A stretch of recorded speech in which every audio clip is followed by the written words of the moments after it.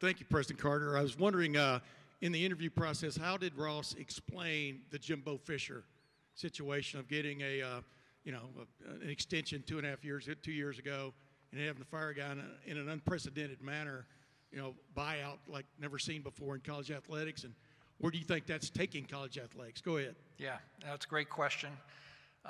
As you might imagine, I pressed that question pretty hard. I had a lot of questions about that.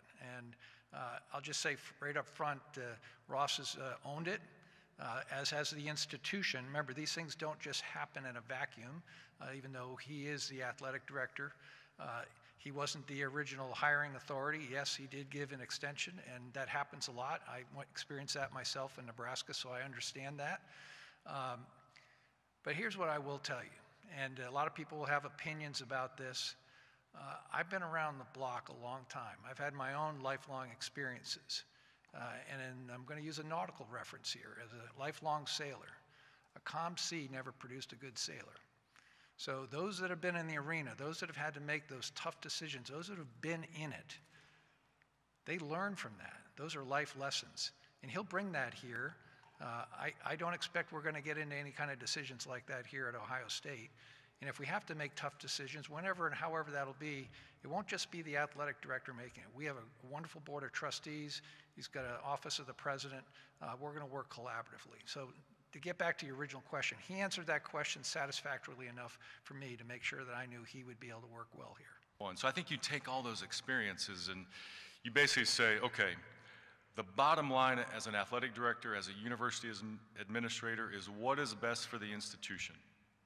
That's the number one filter. And then you take facts, you take data, you take some emotion, you take personalities, and then you make the right decision. So as we went through whatever it was at Ole Miss, whatever it's been at Texas A&M, you own those decisions. If they happened on your watch, maybe you were responsible and maybe you weren't. But at the end of the day, it's the Harry Truman quote, the buck stops here, I'm the AD. If anybody wants to blame anybody, blame me. So I don't know if I have time to explain the Coach Fisher transition. That takes a long time, but that was something that the institution wanted a commitment for high-level football for a long time.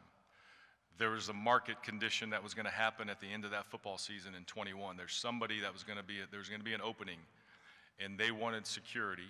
It was my job to execute it. It was my job to make the right recommendations and the right structure. We did that.